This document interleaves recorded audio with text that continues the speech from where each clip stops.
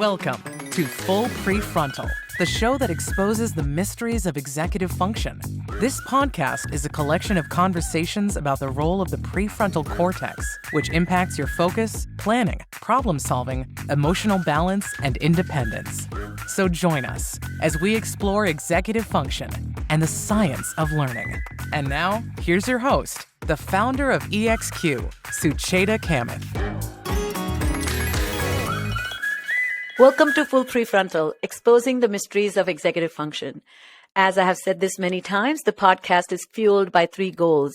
Number one, what is executive function? How can our prefrontal lobes help us to take reign of our life and help us discover our mission and guide our behaviors, actions, thinking, emotions in alignment with that big picture or life's mission? Second is to really connect the plight of the current self and how to make that current self passionately caring about the future self, because every single sacrifice you make today is for that future self. And lastly, how to create a personal playbook so that we can learn from the wisdom of many people who have gone through life, people who have dedicated their lives for researching, understanding, and finding solutions. So we don't have to do that ourselves, but we can literally vicariously learn and adapt all these new ideas to become better people so that we can create a world that is welcoming and embracing of all.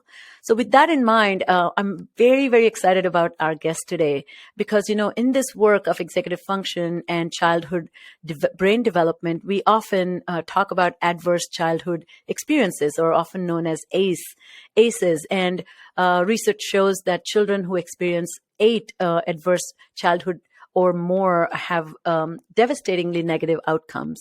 And sometimes this kind of conversation sounds very sterile to me. And also it sounds like out there and happens to people. And not knowing these people and not making these children part of our everyday life, we may be creating a gap in our understanding, but most importantly, a compassionate ability to create a vision for the success of these children. And those who are interested in children learning, growing up, and empowering people should really not leave conversations about systemic racism, domestic violence, substance abuse, any problems related to parenting or gaps in parents' capacity to understand their children, feeling like an imposter when you discover success after setback, and finally, mental health. So with all that in mind, I am beyond stoked to invite my fellow Atlantan, an incredibly inspiring young dude who probably will age me by saying those words. So I apologize, listeners. But welcome, Brandon P. Fleming. He is a nationally acclaimed Harvard educator and author of a fantastic memoir called Miseducated. His story of struggle, success, and service has inspired millions around the world. And at-risk youth, and I hate that word, but I hate it in the sense we sometimes just use that as a way to describe conditions without really understanding the humanity behind it. But he's going to help us with that. And a college dropout turned to be an award-winning educator, which I have seen him at a Georgia, in the Georgia educational platform, hear him inspire hundreds of educators, which was like chilling experience.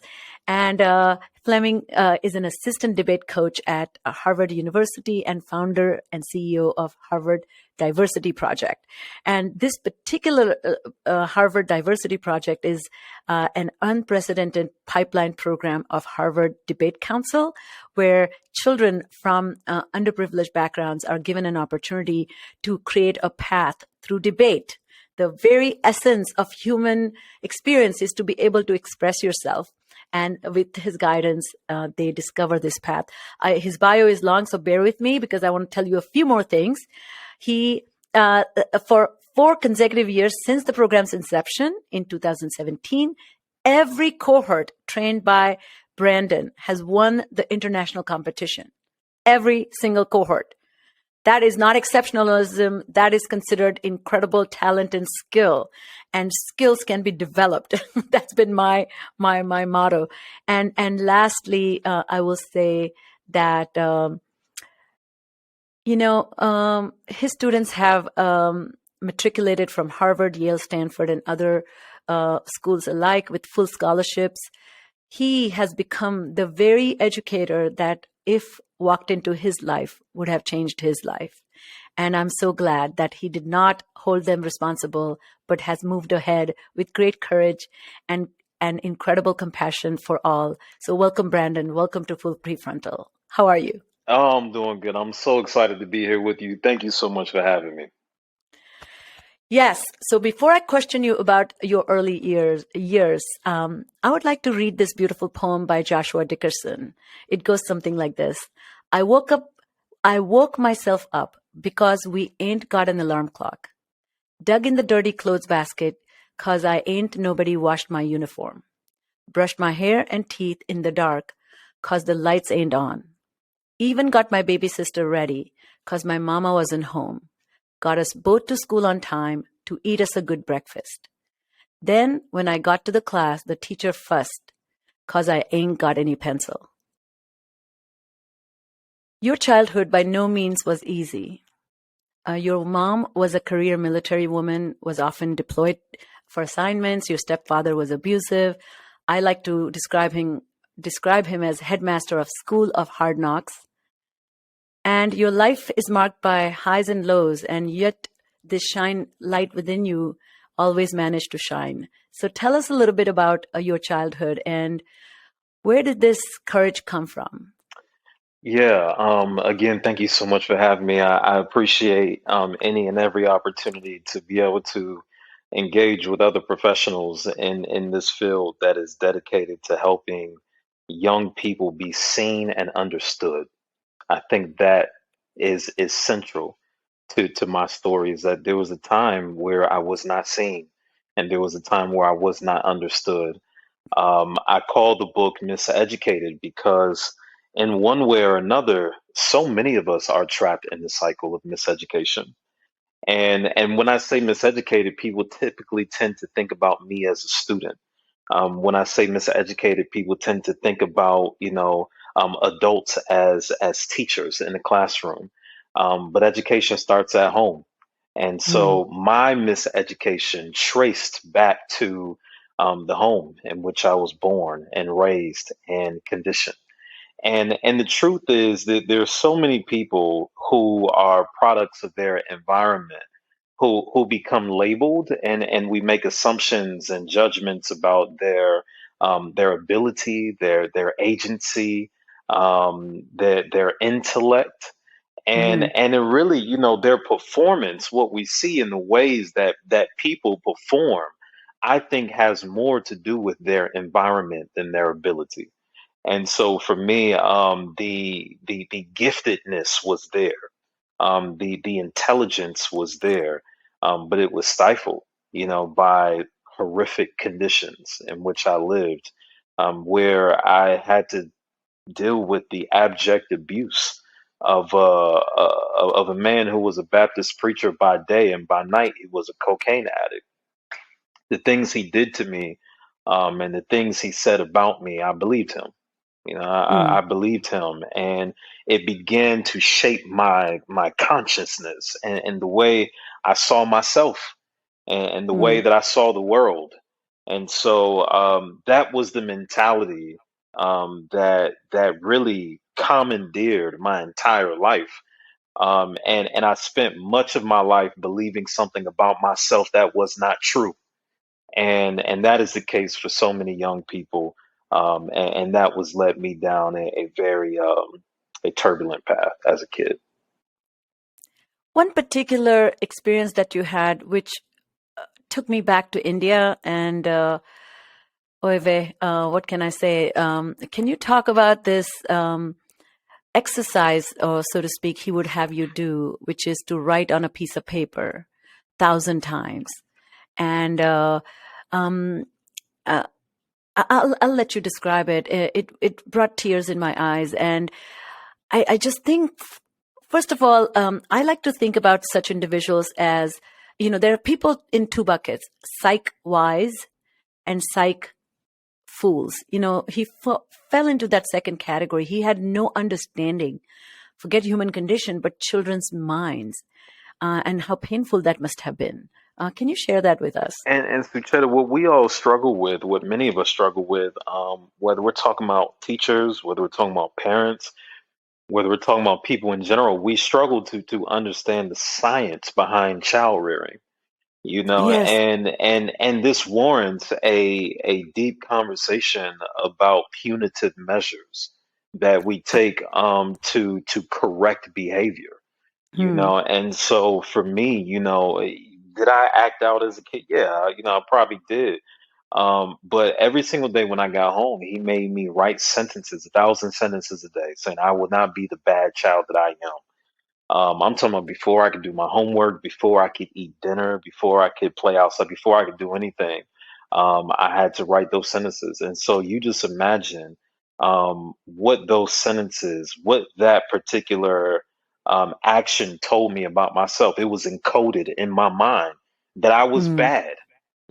Kind of like what you mentioned, that label of at risk. All of these labels are now being attached to me, and I would struggle to detach myself from them for much of my life. And so, I would write those sentences, and after I wrote those sentences, I would take it to his room, and he would take it and he would rip it, and he would just erupt into a rage and begin to just beat me senselessly. And so that created this sense of anger in my mind and my heart. Not only was I angry with him, but I was angry with myself for merely existing. And it started to, like I said, it started to shape me psychologically. Hmm. And a lot of times, when we look at child rearing, we have to think about the ways conditions begin to shape children psychologically and emotionally, and Hmm. then how that manifests and presents itself physically, in different behaviors. And one very you write so poignantly about this, that one powerful tool he used, which you as a child would have never understood to fight, because you don't even know life, you don't have life experience, is isolation. He not only isolated your all four siblings from the world, but he also isolated you all in your house. And I that was so telling, because where do we, you need an opportunity to confide or run it by people and say, is this normal? Is this something I should be rising against? But when you take away that power, and I think that's why, Susan Engel is one of the researcher who studies creativity and innovation on children's mind.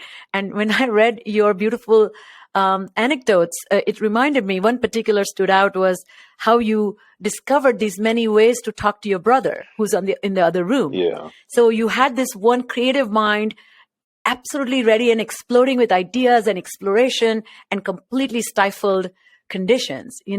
So why do you think you did not get the support of adults around you? First of all, he was incapable. He was the one causing harm, your stepfather, but you had a very loving biological father. Your mom did not provide that. Where do you think adults are missing out? What are they failing to investigate? Everyone had their own issues, and Hmm. again, I think what I depict in this narrative is the cycle of miseducation, Hmm. and the cycles that we all go through, and how our lack of healing causes us to hurt other people. When you look at each character in that story, in my Hmm. story, you see how in some way or another each person was hurting, and Yes. hurt people end up hurting other people. My father, as I share, who seemed to be the quintessential father, in the beginning. But then when I became kind of wayward, he felt for me the same disappointment that his father felt in him. And he felt whenever he disappointed his father, there was a disconnection between him and his father. And so that same thing manifested in our relationship, that when he felt like I wasn't what he wanted me to be, he disconnected from me and no longer, wanted to deal with me. and my mother who was looking for love in all the wrong places.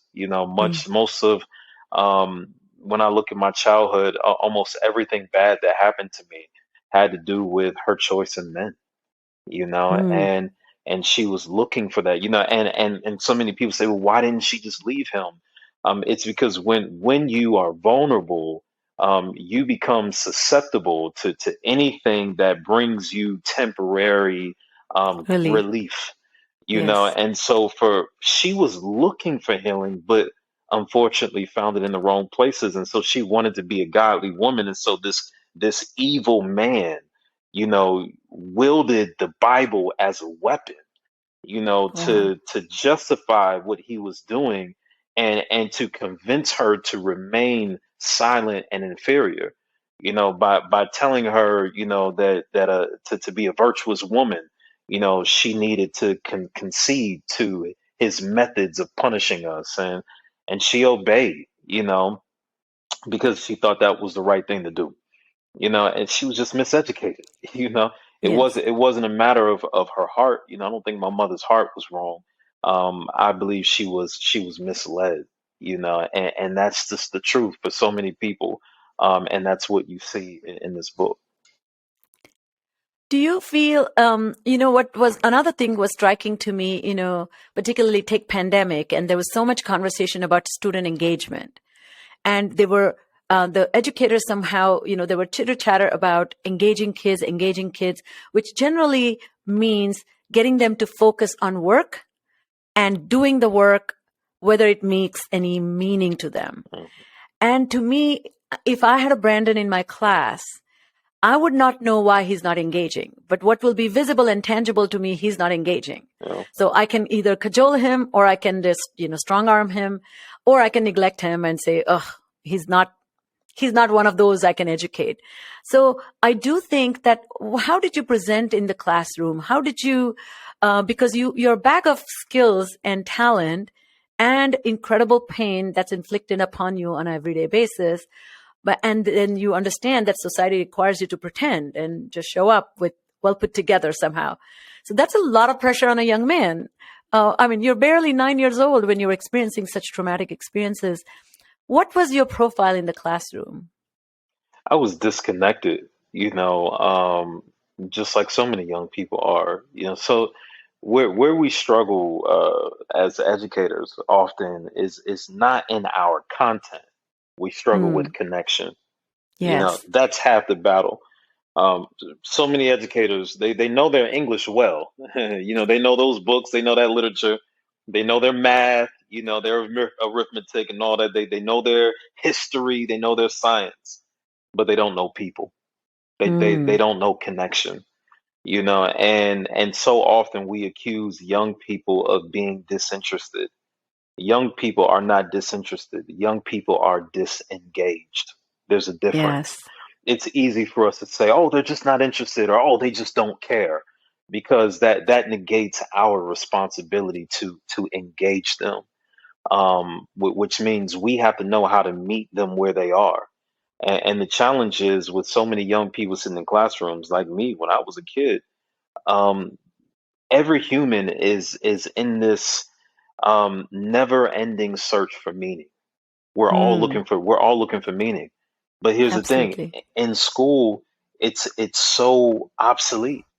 It's so obscure, to find meaning in school. When has anyone ever become passionate about something that's not personal? Yes, of course. It doesn't happen. And so what happens is we have completely removed self out of education. I did not see myself in what I was learning in school. And so it created an impasse because my teacher could not um, establish a sense of relevance between the Mm, content and the person whom she was trying to teach. And it's a wow. difficult endeavor because every person is different, right?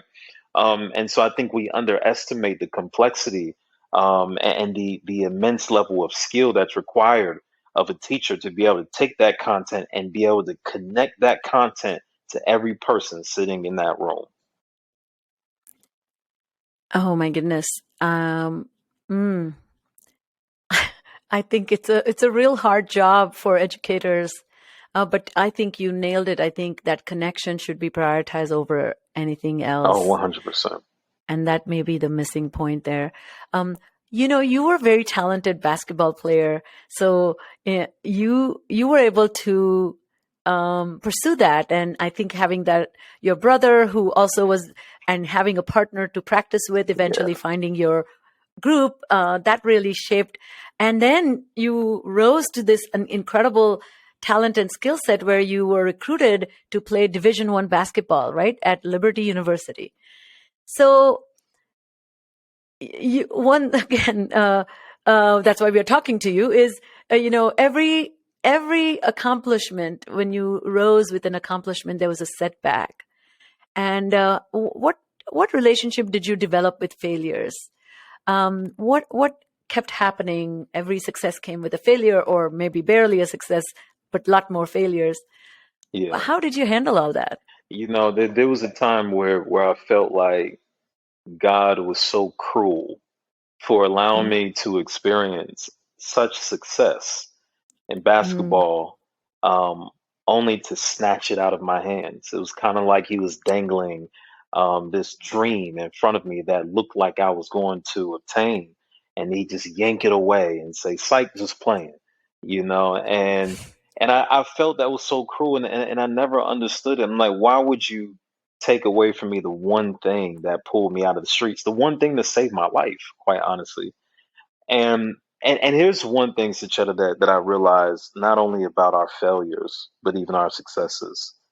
They were never about us. Your oh, your failures and your successes were never about you. They were always about the people that you would be used to reach.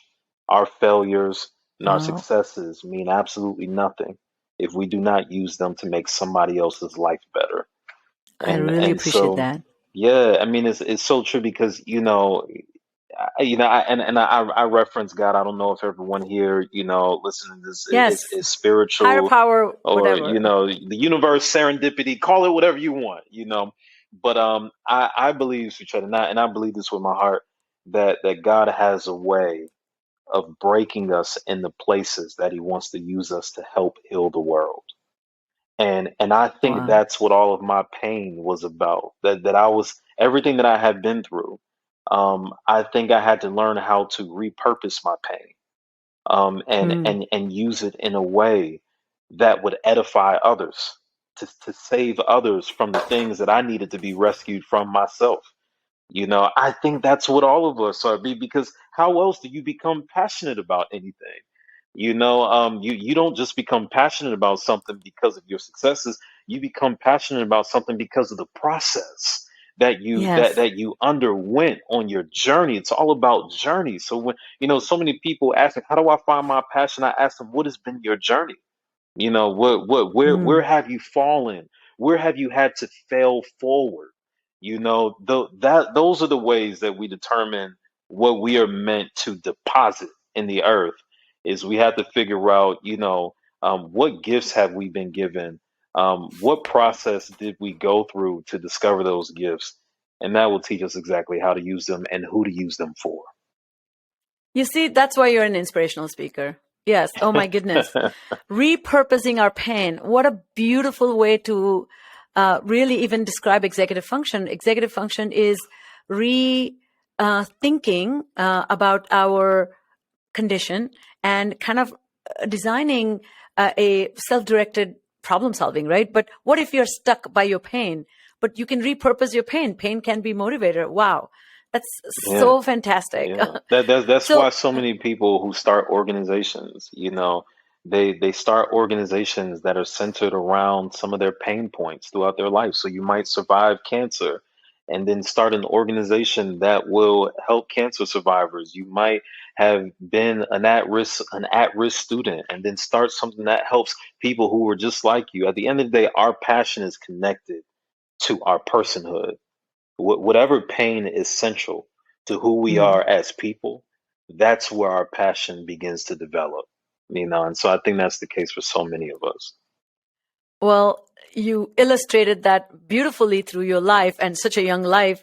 So, As we think about your success, one thing that crossed my mind that, um, should we think about your success as an exception to the rule or the norm?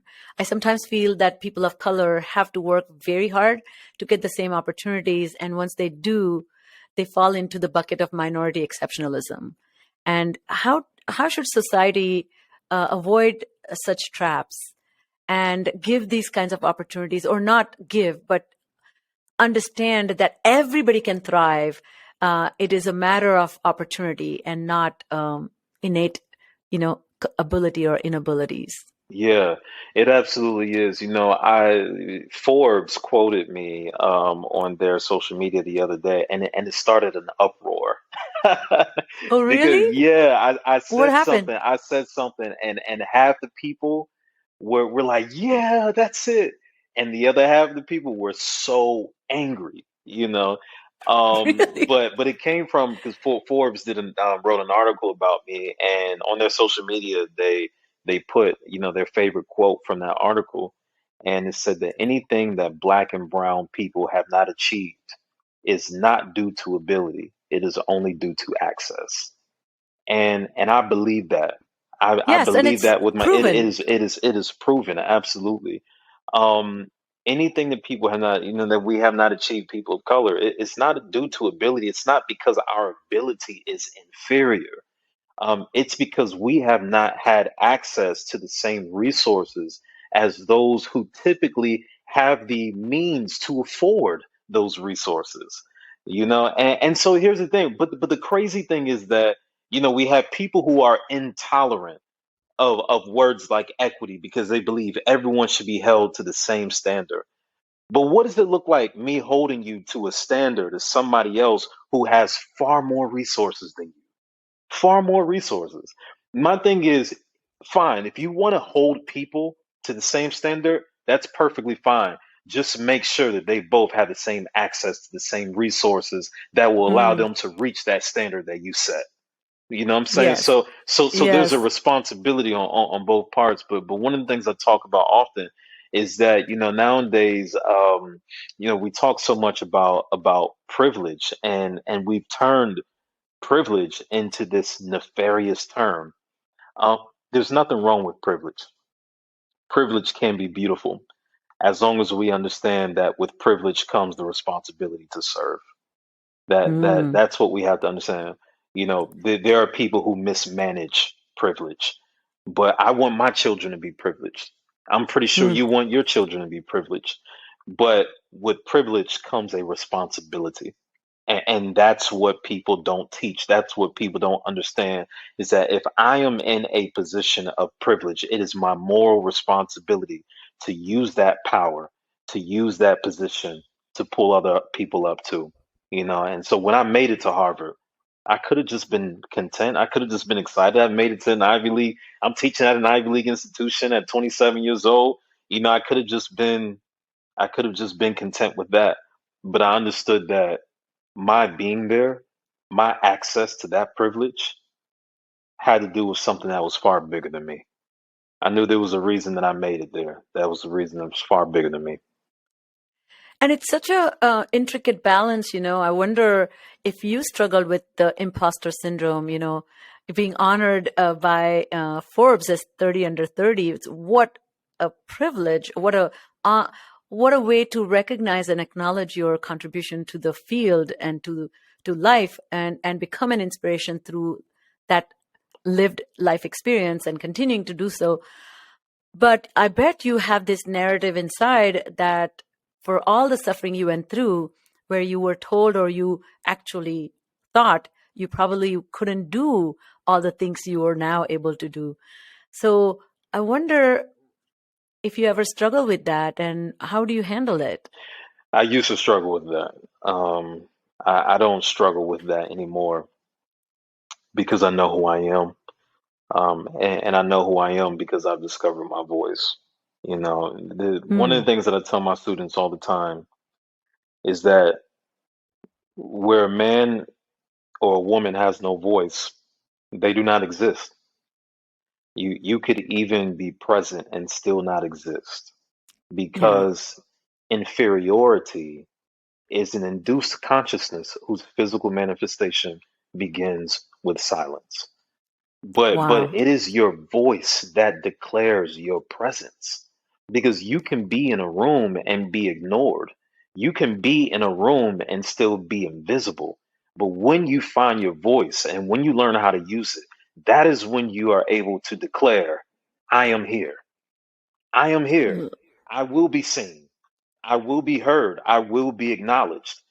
That is what I've learned how to do, and that is what I teach other young people as well. When they find their voices, they find their identities, they find their presence, and they find their power. And Brendan, in essence, that is what education is all about. Absolutely. Education is, or every element of education, whatever we call education, should be that uncovering of the voice that you call your own, Yeah, and that says, I have arrived. My absolutely. presence is acknowledged. So powerful. So, I forgot to mention this, or rather, when you were talking about privilege, I would love to get your reaction about this way of thinking about privilege. NBA player, and this is my favorite description of anybody I have heard talk about white privilege. John Amechi, I don't know if you have heard him speak, but he says, and I'm quoting him now, that privilege is a hard concept for people to understand because normally when we talk about privilege, we imagine immediate unearned riches and tangible benefits for anyone who has it. But white privilege, or indeed all privilege, is actually more about the absence of inconvenience, the absence of an impediment or challenge. Yeah, I yeah, love this definition because I think in that way, if you talk about a child or student from minority or even young professional or me as a woman and of a minority coming from another country, it was just, there was no absence of inconvenience, you know? but can I tell you something, Sucheta? Yeah. And this might be an unpopular opinion, but I don't allow my students to sulk about their disadvantages because we all have them. We all have. There's no such thing as as a society filled with equality. We're all born in different conditions, with different resources, with different chances of success. I tell my students, one of the things I talk about in the book is that moment that I had with my professor. The moment that I had with my coach, who looked at me and said, "We don't complain, son. We compensate." Mm, He said, mm, "We don't complain, we compensate." In other words, he said, "I understand your disadvantages, but what are you going to do about them? What are you going to?" So that changed my life forever, where I never allowed myself. It didn't matter what disadvantages I had. It didn't matter what circumstances. I thought I could overcome them all because I saw it as my responsibility. mm. I didn't expect anybody to give me anything that I knew I was going to have to work to pull myself out of anything that I need to be pulled out of. And I think that's a mindset that we all should have. Now it's something that has to be inculcated. It's something that has to be taught, but my professor asked me, she said, "What are you going to do about your own disadvantages?" And that way of thinking, it changed my life forever because she helped me understand my power in that moment, where I would never have to be limited to any condition or circumstance that anyone else put me into, but I had the power to rise above anything, and that changed my life forever. Well, then this will be an interesting question for you to reflect upon. You made it from the hood to Harvard. Hmm. But what about all those who wouldn't, couldn't, or didn't know how? The question really is, why do we not have more Brandon Flemings? What are people, school systems, or institutions not doing? Because is this your personal message or that you discovered on your own, or did you have systematic support from every systems that you encountered that were designed to keep you at a disadvantage? That's a different story, right? Yeah, the reason why we don't have many others is because we don't teach them right. We don't teach them well. They are miseducated. Yes. They Yes. could Someone can make it out of the hood and make it to Harvard and become wealthy and still be miseducated. The I reason agree why with is you. because they are miseducated about the reason for their power. They are miseducated about the reason and the purpose of their privilege. Carter G. Woodson talked about it. The title of my book was actually inspired by Carter G. Woodson's classic work, The Miseducation of the Negro. And he criticized black scholars and black leaders who became elite. And they made it to these elite communities and they never looked back. And he said that's the Yes. reason why that's the reason why we're stuck in this position, not because we're not making it out, but because those of us who make it out aren't coming back. And Yes. so he said those people don't understand the purpose of their privilege. The purpose of their privilege was not for them to dwell on an island of success all by themselves. The purpose of their privilege was to climb that ladder and reach back. And so for me, Love that. the success of my life is not that I made it, on the Forbes 30 under 30 list. The success of my life is not that I made it to Harvard University. The success of my life is that I made it to Harvard University and I came back for my people. That's the success of my life. And you're showing them the tools that they can too learn. And there's a formula, or there's actually path to acquisition, the acquiring of the tools. That's called learning, and then you can show them that they too can do it. Yeah. So let's talk about your vision acknowledges that education at best could be a pipeline to prosperity, and not. And I'm quoting you at the UN speech that you gave. Pipeline to poverty. Pipeline to poverty. That's right. So what is that? What are the ingredients that are a must in this education? I think first it's self-discovery. I love that. Yes. We as educators must understand that the purpose of education is self-discovery. It is to help people discover more about themselves and to help people discover more about the world. Socrates once said that the fundamental question is, how should I live? At the end of the day, education is teaching people how to live. So, Chad, when we look at the world's best leaders and when we look at the world's worst leaders, guess what they both have in common? They both began in somebody's classroom. They began in somebody's classroom where their philosophies of education and their philosophy of life and their philosophy of leadership was born in somebody's classroom. Somebody miseducated Hitler. Somebody miseducated Mussolini. You know what I'm saying? Somebody miseducated Stalin. Somebody taught them. We are all a product of the ways in which we have been taught. And so at the end of the day, we got to teach people how to discover something about themselves and how to live their lives. Are you going to live your life for yourself, or are you going to live your life for others? And I think that is central. It's self-discovery and it's autonomy. That's the other, because I tell my students, the purpose of me teaching you is not for me to feed you for the rest of your life. The purpose of me teaching you is for me to teach you how to feed yourself. That's the goal, for me to teach you how to live your life in a way that is not filled with self-indulgence, but in a way that is filled with altruism. I love that. And, I do want to now ask you about this as we come to an end, that you have chosen to empower people through debate. And debate, to me, the discovery, if you look at the brain evolution of the brain, when humans develop symbolic language, that was an evolution of the prefrontal cortex.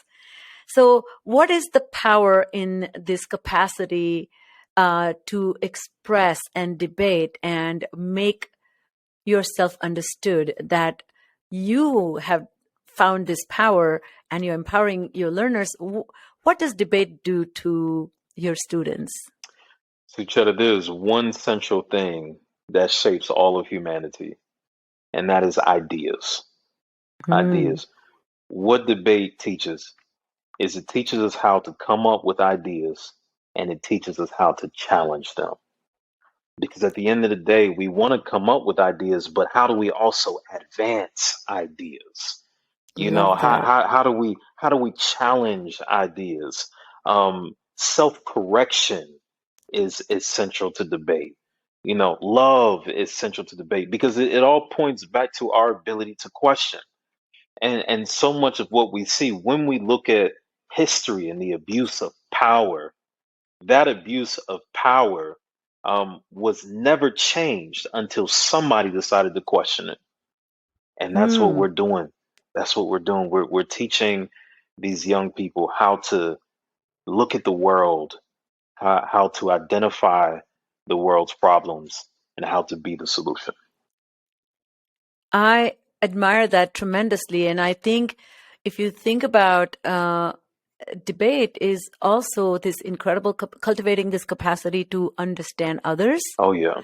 and not dismissing them, and then holding your own ground strongly and saying, let me tell you how I'm thinking about things. So having Absolutely. that courage to present your point of view. So to me, it's like a human battlefield. Debate is Oh a yeah. human battlefield, right? Yeah. So as we end, I'm going to share a quote that I love by Kofi Annan, and I want to get your reaction to it. He says, "Education is a human right with immense power to transform. On its foundation rest the cornerstones of freedom, democracy, and sustainable human development." What do you think of that? Oh, human development is what stands out the most because at the end of the day, we have to return back to the place where we put humanity at the center of education. Humanity. Yes. Our humanity must be the central axis upon which education turns. So that education is all about you. It doesn't matter what academic discipline we bring into the equation. One thing that will never change is you. You will Hmm. always remain the most important in your education. And so if we want people to own their own educations, we have to put them back at the center of it. Oh my goodness. Absolutely. So as we end our discussion today, Brandon, I've been asking my wonderful guest, do you have any recommendations of two books that have inspired you or you found incredibly informative or joyful that can you share them with our audience? Yeah, absolutely. One book in particular is by my good brother Kiese Layman. Heavy, Heavy, an American memoir. That book really inspired me as I was writing mine. And we were talking earlier offline about just how there are so many different worlds, so many different Americas Yes. that exists within this microcosm of a nation. And so I think it's all about our ability to experience other people's worldviews, other people's experiences. But that's how we connect. We connect by hearing each other's stories. So that's one book I would Lovely. recommend. And another book, one that I'm reading right now that I find really fascinating, is A People's History of the World Oh, wow. by Yes. Chris Harmon. Yeah, it's powerful. It's powerful. It's I think it shows us how we should study history. There's a difference between reading history and studying history. Hmm. History repeats itself because we don't look critically, at history.